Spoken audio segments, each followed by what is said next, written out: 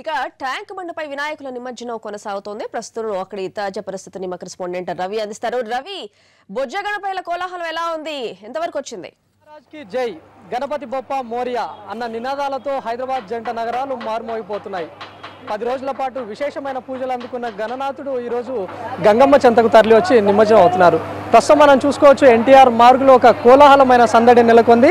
నిన్న రాత్రి నుంచే కూడా గణనాథులు నిమజ్జనానికి చాలా వేలాది గణనాథులు ఇక్కడ క్యూ కట్టిన పరిస్థితి మనం చూసుకోవచ్చు. అయితే నిన్న రాత్రి ఎవరైతే వీటిని నిమజ్జనాని కోసం గణనాథులను తరలిస్తూ వచ్చారో వాళ్ళందరూ కూడా ఊరేగింపుగా ఇప్పుడు ప్రస్తుతం ఎన్టీఆర్ మార్గుకు చేరుకున్నారు. ఇక్కడే వీటన్నిటిని కూడా నిమజ్జనం జరగబోతుంది. అయితే నిన్న రాత్రి వాళ్ళందరూ కూడా చేరుకొని మెల్లిగా ట్యాంక్ బండ్ వచ్చేసరికి కూడా ఈ సమయం అయిపోయిందని. మరోవైపు ఈ రోజు కూడా గణనాథులన్నీ కూడా నిమజ్జనానికి వివిధ ప్రాంతాలు తరలి వస్తుండడంతో కూడా ఏవైతే ఇప్పుడు ప్రస్తుతం ఎన్టీఆర్ మార్గ్ కానీ ట్యాంక్ బండ్కి ఏవైతే చేరుకున్నాయో వాటన్నిటిని కూడా ఫాస్ట్ గా అయితే నుంచి మూవ్ చేసేందుకు అధికారులు చర్యలు చేపట్టారు. ప్రస్తుతం మనం చూసుకోవచ్చు, వీటన్నిటిని కూడా ఎక్కడా నిలిపివేయకుండా, ఎక్కడ కూడా ట్రాఫిక్ జామ్ లాంటివి కాకుండా వెంటనే ఏవైతే దగ్గరలో ఉన్నాయో వాటన్నిటి ట్రైన్ల ద్వారా కూడా వీటన్నిటిని నిమజ్జనం కొనసాగిస్తున్నారు. కాబట్టి ఎందుకంటే వివిధ ప్రాంతాల నుంచి ఇక్కడికి అంటే ఎన్టీఆర్ మార్గ్ లో మనం ప్రధాన ప్రవేశంగా చెప్పుకోవచ్చు.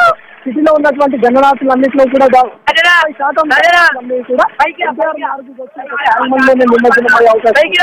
దీన్ని బట్టి మొత్తంగా వినాయకులు చాలా వేలాది గణనాథులు ఇక్కడికి చేరుకునే అవకాశం ఉండడంతో వాటి నుంచి ఏవైతే మిగిలిపోయాయో వాటన్నింటినీ కూడా ఫాస్ట్ గా తరలిస్తూ ఎన్టీఆర్ మార్గ్ అవచ్చు లేదా తెలుగుతల్లి ఫ్లైఓవర్ వీటన్నింటినీ కూడా క్లియర్ చేశారు. మరోవైపు రాత్రి నుంచి నిమజ్జనం చేసినటువంటి గణనాథుల విగ్రహాలన్నీ కూడా ట్రైన్ల సమీపంలోనే అక్కడే ఫామ్ అయి ఉండడంతో కూడా అధికారులు ప్రత్యేకమైన ట్రైన్లను ఏర్పాటు చేసి చెట్లైన్లను ఏర్పాటు చేసి వాటన్నిటిని కూడా తరలించేందుకు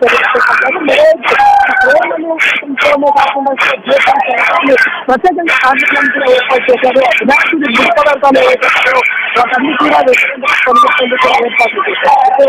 వారిగా ఇక్కడికి ఉదయాన్నే 5వ తరగతి గణనాథులు ఎక్కువగా తరలి రావడంతో కూడా పర్యాటకులు కూడా ఎక్కువగానే వచ్చారు. అయితే ఇవాళ ఇళ్ల తీవ్రత కొంటున్నారు. అంటే గడిచిన రోజు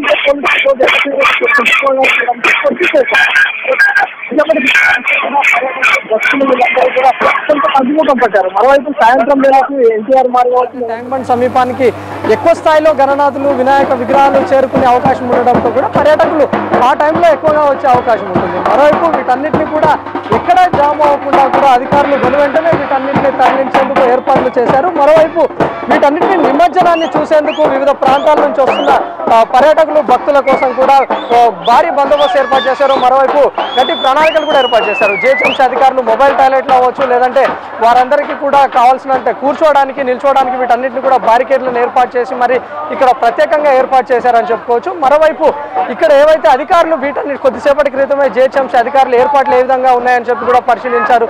రాత్రి నుంచి కూడా ఏవైతే చెత్త ఇక్కడ ఫామ్ అయిపోయిందో లేదంటే వినాయక విగ్రహాలు ఏవైతే నిమజ్జనం అయ్యాయో వాటన్నింటినీ తొందరగా క్లియర్ చేయాలని చెప్పి కూడా కొన్ని క్రెయిన్స్ కానీ లేకపోతే జిహెచ్ఎంసీ అధికారులకు కింది స్థాయి అధికారులకు కూడా సూచించారు. మరోవైపు కొన్ని క్రెయిన్లు అక్కడక్కడ మొరాయించిన పరిస్థితి కూడా మనం చూసుకోవచ్చు. వీటి ద్వారా కొంతమేర ట్రాఫిక్ జామ్ అయిందని చెప్పుకోవచ్చు. లేదంటే కొద్దిసేపటి క్రితం వరకు కూడా చాలా ఫాస్ట్గానే నిమజ్జనం అవుతూ వచ్చాయి. అయితే వీటన్నిటిని కూడా కొంతమేర తరలించిన తర్వాత కూడా ఇటువటు అంటే చార్మినార్ నుంచి అవ్వచ్చు, లేదా మెహదీపట్నం మాసఫ్ ట్యాంక్ ఈ రూట్లో అవ్వచ్చు, లేదా సికింద్రాబాద్ ప్రాంతాల నుంచి అవ్వచ్చు, లేదా ఉప్పల్ ప్రాంతం నుంచి వీటన్నిటిని వివిధ ప్రాంతాల నుంచి అన్నింటినీ కూడా ఒకే స్థాయికి వచ్చి ఇవన్నీ తెలుగుతల్లి ఫ్లైఓవర్ వద్ద కూడా జామ్ అయిపోయినటువంటి పరిస్థితి మనం చూసుకోవచ్చు. ఎందుకంటే అక్కడ వివిధ ప్రాంతాల నుంచి వచ్చిన గణనాథులందరూ కూడా ఇక్కడికి వచ్చే అవకాశం ఉంటుంది.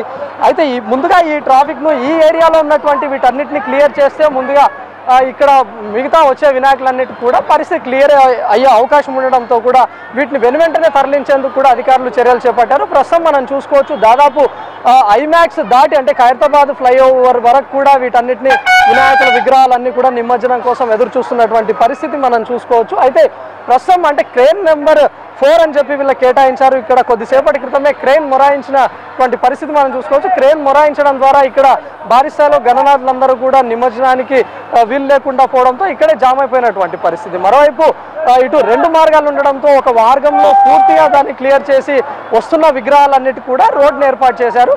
అయితే ఇప్పుడున్నటువంటి పరిస్థితి మొత్తం క్లియర్ చేస్తే ఇటువైపు వచ్చే వినాయకులందరికీ కూడా రూట్ క్లియర్ అయ్యే అవకాశం ఉంటుంది. ఇది ఇక్కడ ఉన్నటువంటి పరిస్థితి. Right Ravi, thank you.